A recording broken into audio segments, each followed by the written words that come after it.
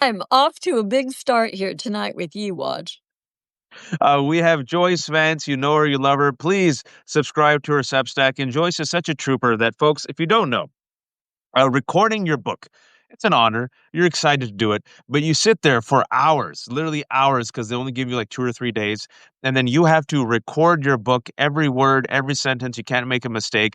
So Joyce just finished day one of recording her book. When is the book coming out, Joyce? October 21st, and it's called Giving Up is Unforgivable, a Manual for Keeping a Democracy. October 21st. That means pre-orders are available.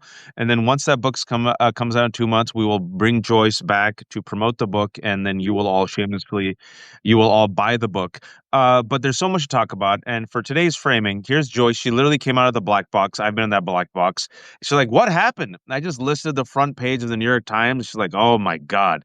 But let's start with Donald Trump claims he has cause to remove Lisa Cook, a member of the independent board who apparently has not obeyed his commands to lower the interest rates. He has tried to get rid of the Fed chair, Jerome Powell, and then he said, whoever appointed Jerome Powell is an idiot. And they're like, you did. He goes, okay.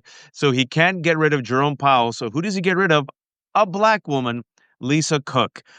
Lisa has said that he has no cause to do it. It's illegal. However, the director of the Federal Housing Finance Agency, Bill Pulte, a MAGA reek, is trying to give him a win and an opening with this mortgage fraud allegation, and that could do it. So, Joyce, the framing of today is Trump is clearly purging the government and law enforcement of any individual who is loyal to the Constitution and replacing them with the MAGA reeks. What can the majority do to stop them? And let's start with Lisa Cook. Yeah, I think this is exactly the right place to start because, as we all know, the Fed, the central bank, is incredibly important to not just the American economy, but to all of our individual financial health, our well being, our family's stability. And because of that, statute protects the independence of the Federal Reserve. It's not meant to be a political tool, even though, like all of these other agencies, there's a certain amount of appointment that goes on, political appointment by a president. Once in place, these folks, governors like Lisa Cook, are meant to be independent. And statute protects that, and it says that the president can only fire for cause. And so that's the question here. What does for cause mean? Let me tell you what for cause does not mean. It Mm. does not mean firing someone on the basis of mere allegations made by another person, right? It would be an entirely different thing had she been charged and convicted. Then I think you might fairly say that there was cause for firing. That's not where we are. One of Trump's toadies has made allegations that she engaged in mortgage fraud. Frankly, I find this to be very interesting. This is a Trump official who has access to documents because he's the head of FHFA. And he says, oh, I've uncovered documents that say that she took out two separate mortgages about a month apart. And in each case, she said she intended for that to be her permanent residence. Now, look, there's a lot of technical legal stuff going on here. And she has said, I will come forward with evidence explaining this. It's not appropriate to fire me. I am staying in place. She has hired herself a very good Good. lawyer, Abby Lowell. And so I think this story is far from over. But here's the problem. Trump toady using insider information to give his boss cover in a setting where if he had uncovered wrongdoing by a federal official, the appropriate thing to do is to refer that to the Justice Department and let the Justice Department investigate, not to hold the investigation in the media. That's not how our criminal justice system works. Violates, all sorts of norms, could violate some laws, quite frankly, since he's using paperwork that he obtained through the government. This is not the stuff that a president uses to fire somebody for cause. But it doesn't matter because when you're the king and you're the daddy, they let you do it. Donald Trump is also unleashing the National Guard in the nation's capital. There are 2,000 of them. Pete Hegseth just armed them. There's also armed masked ICE agents and the military and the National Guard terrorizing Los Angeles. And he has promised to now threaten and send the National Guard against Chicago. By the way, folks, all those three places have black mayors. all of them are multiracial, all of them are blue cities. Today, he says that he's going to demand the death penalty in DC, right, for all these criminals. When you're the king, Joyce, you could do what you want. Stephen Miller can say that we're being invaded, his words, which is why he can invoke the Alien Enemies Act that was used to intern innocent Japanese American citizens. And last month, he used the word, not me, insurrection. And so all of this to me, Joyce, is clearly a path, a supercharged path, an accelerated path of Donald Trump and his, if you will, MAGA underlings, Russell Vought, Stephen Miller, and others, to accelerate a path towards martial law. And I think the reason why they're doing that is because Donald Trump, Joyce, does not look healthy to me. I'm not saying this as a pejorative against those who are elders. He just does not look good. His cankles, the spot on his palm, his advanced age.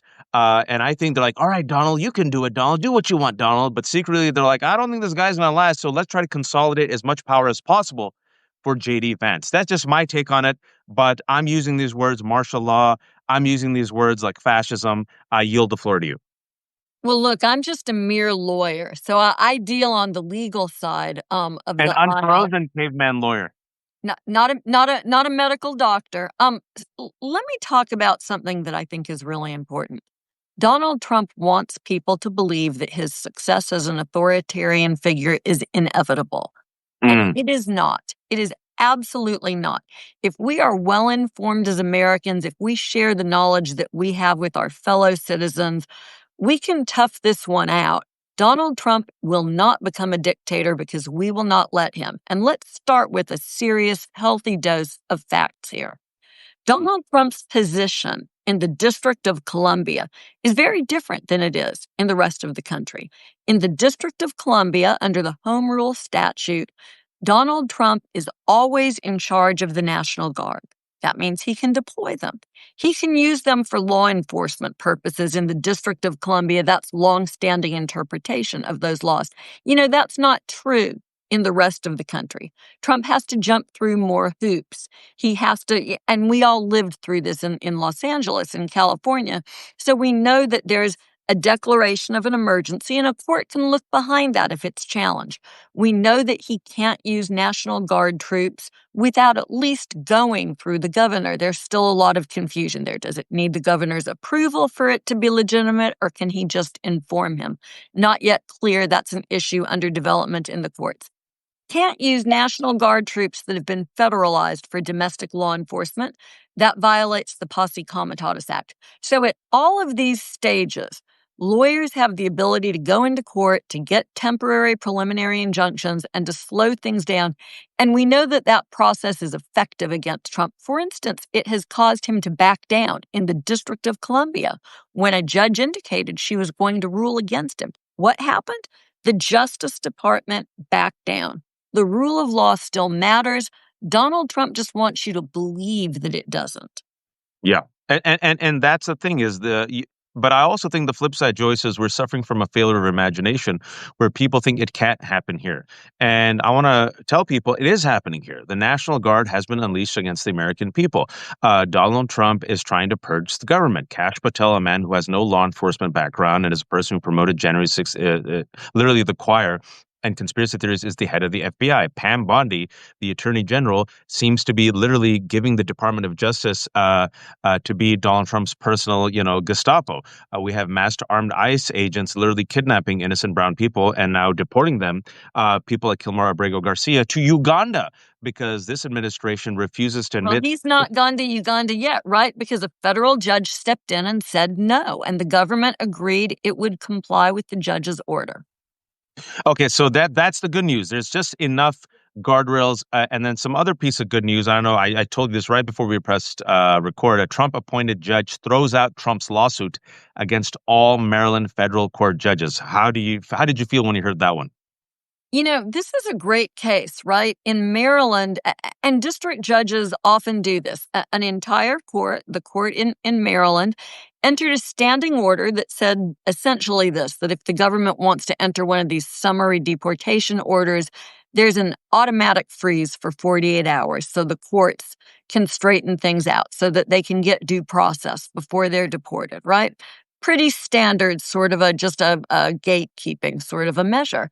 And the Trump administration, instead of going to the judges and talking it over with them, which is what you would normally do, right? I was a United States attorney in the Obama administration.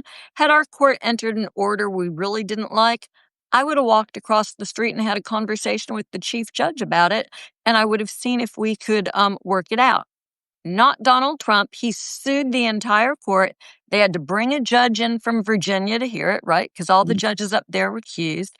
And that judge said, no dice. Courts are entitled to make these sorts of rules that set their procedures. And the administration, really the argument Trump is making, and this is what you've been saying from the get-go, this entire administration is about an effort to accumulate power in the hands of the presidency.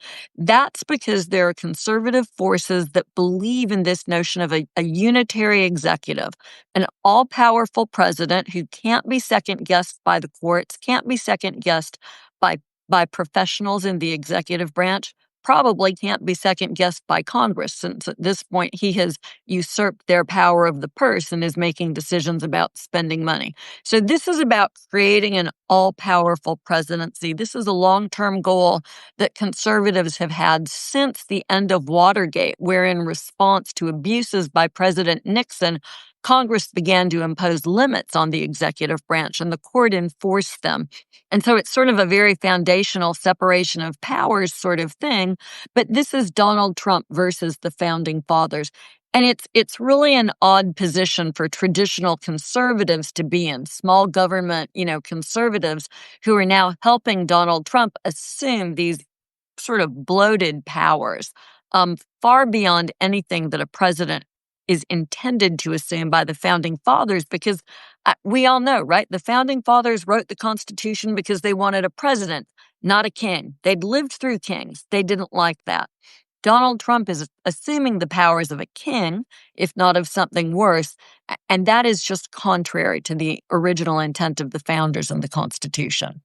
Well, and one of my concerns, and I'm glad you brought it up because I wanted to ask you about this, is when it comes to the unitary executive theory, which we've talked about on the show before, and I hope people actually research it. It is the fact that the executive, the commander in chief, has these broad powers to implement their ideology. And let's be honest, their ideology oftentimes intersects with Christian nationalism and specifically with white Christian nationalism. The problem is that Republicans have a backstop. That backstop is the Supreme Court. That Supreme Court currently has 6 individuals who I'm going to use the word, have been groomed for years by the Federalist Society, by these billions of dollars from right-wing donors, by people like Leonard Leo, the good soldiers who were then handpicked by Donald Trump. And these are the 6 of the 9 who went even further beyond than what I thought they would do in the United States versus Trump last year, Joyce. I think we were all expecting that. They're like, all right, they'll probably give him like a little bit of a get out of jail free pass, but they gave him like this supercharged Willy Wonka card for the unitary executive theory. And since Donald Trump has become president through the emergency docket, he's able to proceed with his executive orders. And right now, last time I checked, I think he's batting 100 with the Supreme Court. I think it's 14 for 14. Not quite 100, right? Because in the early deportation case, the case in front of Judge Boasberg, the Supreme Court rules against him 9-0, orders him to facilitate Abrego Garcia's return from El Salvador, says you can't do that. You can't completely violate due process. No thanks. So even this Supreme Court has some limits. Thank God. And so, okay, 14 out of 15. But at the same time, doesn't it concern you that the Supreme Court is essentially acting as the backstop to implement through the bench what perhaps fails at the lower courts and also what might fail through Congress? I mean, as an attorney and as a law professor, do you have confidence that this Supreme Court will have fidelity to the founders' vision and the Constitution to check Donald Trump if indeed, as he's literally showing us with the evidence of our eyes and our ears, barreling forward towards grabbing as much power as possible? So look, I'm not a fan of this Supreme Court's decisions when it comes to expanding executive power. I'm not a Unitarian. I believe in the balance of power. I think someone needs to hold Donald Trump accountable, and that's the Supreme Court's job. Everybody here who's been to law school knows about a case called Marbury versus Madison.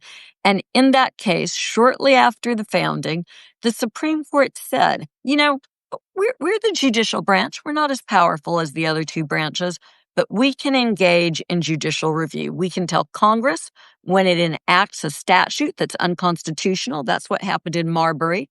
And then they follow up about a century later in a case involving the steel industry during the Korean War. And they say, and by the way, when the president overreaches, we can also engage in judicial review and we can tell the president no. So look, this is their job. It's what they're supposed to be doing. I think in Trump versus U.S., this is the case where they gave the president wide-ranging immunity from criminal prosecution. They absolutely got it wrong. And it would have been one thing, right, to do that with even George Bush or with Joe Biden or Barack Obama, to do that with Donald Trump. And I get that now I'm talking about politics, not doctrine. Nonetheless, the Supreme Court's job is to act as a check and balance, and they have just failed in that mission. And we are seeing dire warnings, from Justice Ketanji Oh, yeah. Jackson, who last week accused the majority in the court in the NIH case of playing judicial Calvin ball. In other words, of playing a game with no rules, where the only thing that matters is the outcome. So what do we do about that? Let me tell you what we do. If you do not like the current composition of the Supreme Court, then you had better work as hard as you can in the midterm elections to make sure we begin to restore some guardrails. Because if Donald Trump stays in office for 2 years after this, or if somebody else is in office, your theory, Waj, it's very likely that they may well get another Supreme Court nominee. And at that point in time, it'll be absolutely critical that Democrats hold a reliable majority in the Senate to prevent confirmation of someone who has been groomed for a job as opposed to someone who belongs on the Supreme Court. I mean, this is up to us, folks. If you believe democracy matters and that democracy is at stake, then these midterm elections where Donald Trump is clearly going to try and put his thumb on the scales, these are important. We don't hold one national election in this country. We hold 50 different state elections. That means we can all go out and work the polls in our counties or parishes. We can all make sure that our state officials understand how much confidence we place in them. And secretaries of state across the country, these are some of the most hardworking, insanely motivated people that These are good public servants. We need to support them. If you're in a red state, you might need to make sure that your Secretary of State knows that you're taking a good, close look at what's going on in his or her office. And our Democratic Secretaries of State, who by and large are out there working to make sure that everybody can vote regardless of party, these are people that deserve our support too. But elections happen at a cellular level in American democracy, and it's a responsibility that we all have to practice democracy together, especially come election time. I want Joyce to save her voice and gather her spit. She is exhausted. She spent the entire day recording, and I want to ask her one last question. So I'll let her rest for 1 minute while I respond. I agree with everything you said, Joyce. My fear is, and I hope I'm wrong, but I don't think I am, and I haven't been much wrong about this administration for the past 10 years because I take Trump literally and seriously. I look at Stephen Miller. I look at Russell Vought. I look at the people around them. I think they're playing for all the marbles. Should people do the right thing? Of course. Will they do the right thing? I don't think the Supreme Court will. I hope I'm wrong. Will people fight? Seems like not enough people are fighting. We've seen lawyers bend the knee. We've seen law corporations bend the knee. We've seen corporate media bend the knee. We're seeing some Democrats bend the knee, right? We need a type of robust, like you mentioned, fight, a figurative fight, in that everyone has to do something. And, when people step up to him, like you've mentioned, he falters, but not enough people are stepping up to him. But I still think there's enough time to get it done because, folks, in addition to unleashing the National Guard, in addition to promoting lies, he also, when it comes to the midterms, realizes he's negative. He's underwater. So which is why he's now gone all out saying, I want to go against mail-in voting. And after Texas Republicans helped gerrymander and pick up 5 seats, now he's openly saying, I want 100 seats, right? So he is already putting his small little thumb of his injured hand Sorry, I'm petty on the scale. But I wanted to ask you this one final question, and I want to talk to you longer, but you're exhausted. So thanks so much for making the time because you're an attorney. And I just want people to realize as this is happening, this is all part and parcel of, in my opinion, Trump's agenda to get as much power as possible. And like you said, Joyce, the people behind him believe in the unitary executive theory. It's distraction and it's distraction from the Epstein scandal. It's a cover up that's happening in front of our faces. Pam Bondi, according to the Wall Street Journal, told Donald Trump in May that he's all over the files. That means this administration has lied to the American public since May. And what we know is Donald Trump and Epstein were very close. And what we know, Joyce, is that Ghislaine Maxwell was serving a 20-year sentence. We know that Ghislaine Maxwell, according to the numerous girls who are now women who were raped by Jeffrey Epstein, that she stalked them, groomed them, and as the Farmer sister said, and also as the late Virginia Giuffre, who killed herself in April, said, that Ghislaine also molested those girls alongside Jeffrey Epstein. That Ghislaine Maxwell got a sweetheart deal for no reason, no one knows why. Someone signed off in the Bureau of Prisons and allowed her then to be transferred to this minimum security camp in Texas. And usually the person who comes, and you know better than I do at this, I want to ask you this. Usually the person who goes and talks to these folks and says, okay, there's a deal, a plea bargain, is the prosecutor. Well, it wasn't the prosecutor, it was Todd Blanche, because the prosecutor, Joyce, was Maureen Comey, and she was fired. And so I just laid out some facts, Joyce.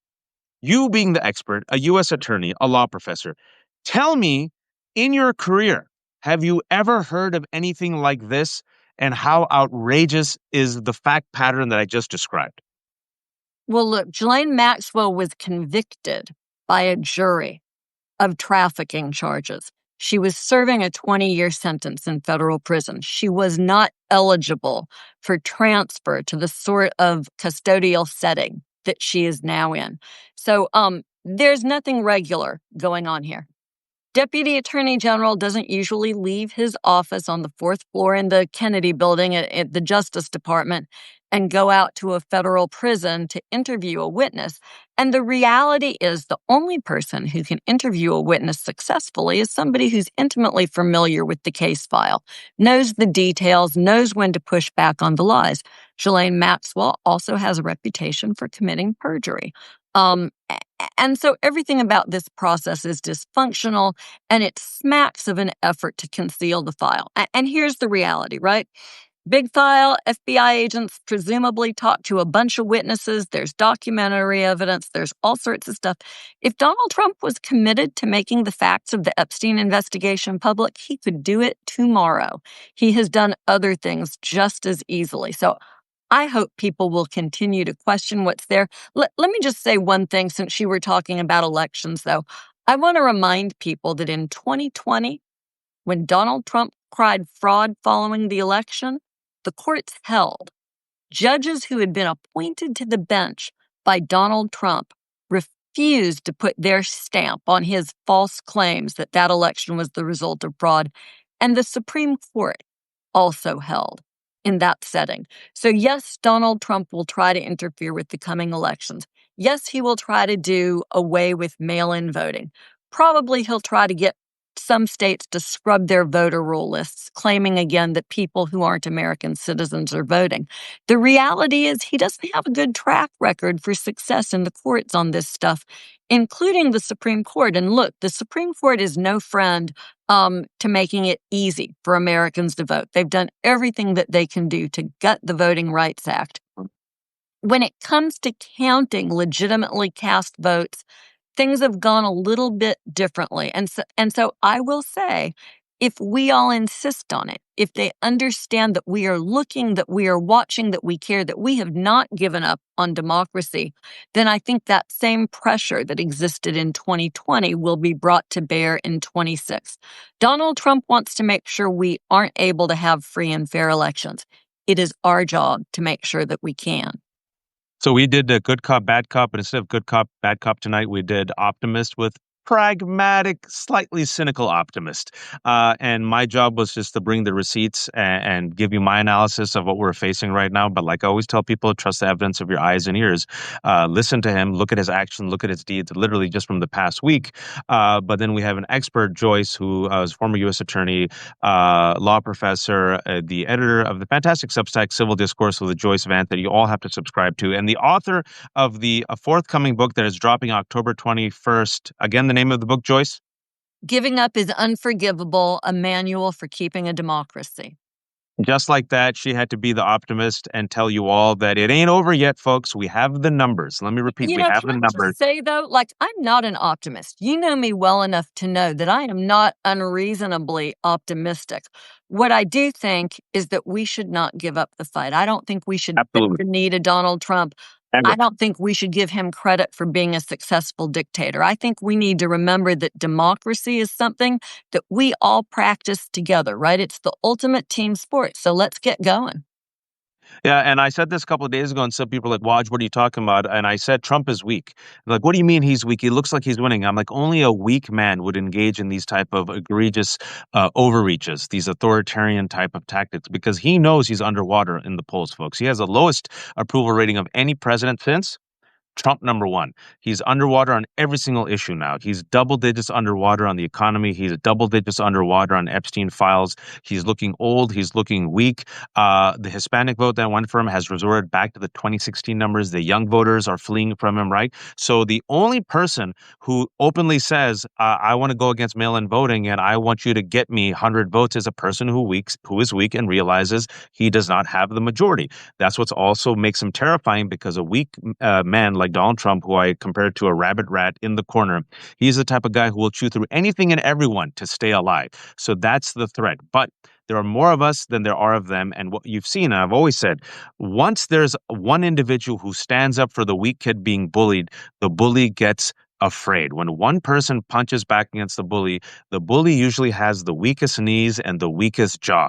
There are more of us than there are of them, so we just have to organize and do our best, folks. You can't whine, you can't complain. And I'm with Joyce.